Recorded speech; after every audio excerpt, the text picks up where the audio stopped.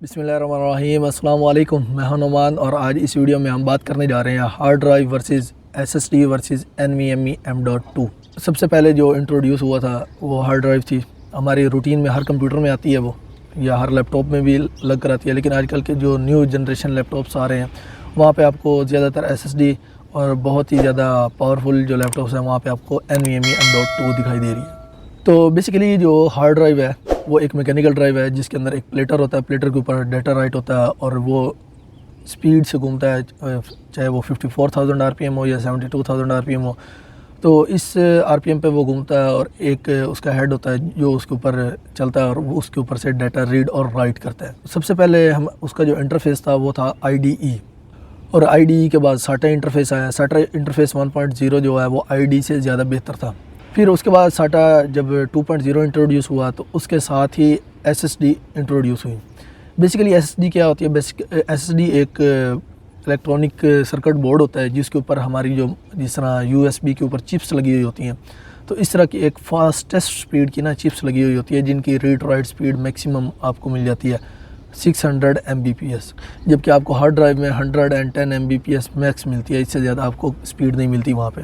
अब ये 600 Mbps तक आ गए तो स्पीड काफ़ी तेज़ होगी। उसके बाद SATA 3.0 इंट्रोड्यूस हुई।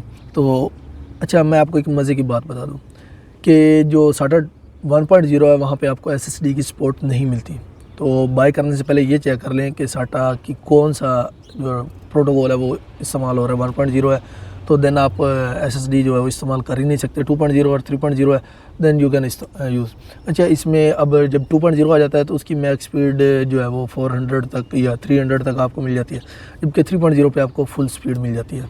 तो जब इससे भी ज़्यादा प्रोग्राम्स हैवी हो गए, हैवी डिज़ाइनिंग होगी, इससे भी ज़्यादा स्पीड बढ़ी, जो रिसर्चर्स थे उनको ये जो SATA थी यहाँ पे मज़ीद जो है वो स्पीड इंक्रीज़ नहीं कर पा रहे थे। उन्हें एक नया इंटरफेस चाहिए था, तो उन्होंने PCIe जो हमारे ट्रांसफ़र प्रोटोकॉल होता है उसको इस्तेमाल किया, जहाँ पे हम जिस पे हम पहले ग्राफिक कार्ड इस्तेमाल कर रहे हैं।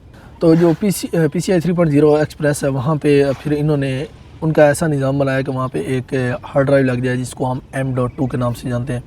तो ये बहुत बारीक सी होती है, आपको दिखाई भी दे रही होगी। अब ये जो M.2 है, ये M.2 बहुत ही फास्ट रिलायबल है।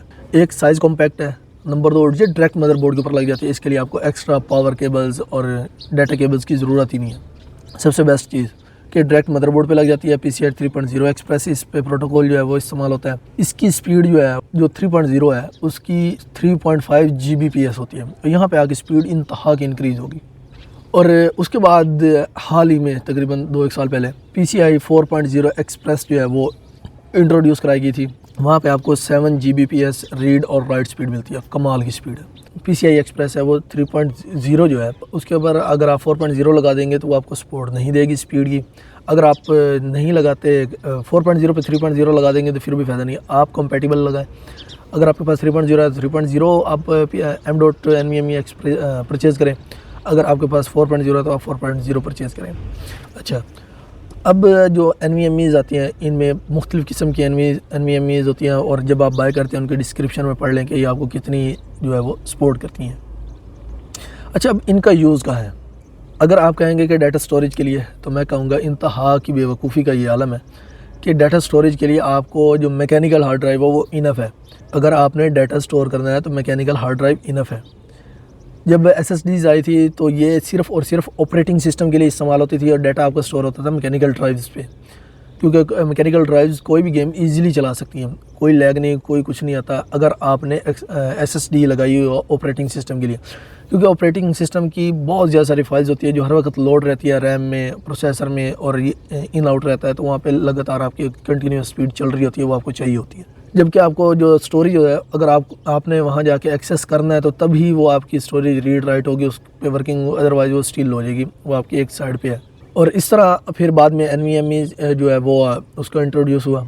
तो ये maximum video editing, graphic designing, 3D modelling, AutoCAD, इस तरह के जो हैवी किस्म के सॉफ्टवेयर होते हैं जिनको हर वक्त एक अच्छी स्पीड चाहिए होती है डाटा वर्किंग के लिए, प्रोसेसिंग के लिए, तो इनके लिए हम NVMe इस्तेमाल करते हैं। अदरवाइज़ जो स्टोरेज है वो अभी भी मैकेनिकल हार्ड ड्राइव जो है वो स्टिल बहुत अच्छी परफॉर्म कर रही है। आज की वीडियो में इतना ही, उम्मीद करता हूँ आपको वीडियो पसंद आई होगी। Thanks for watching. अल्लाह हाफिज़।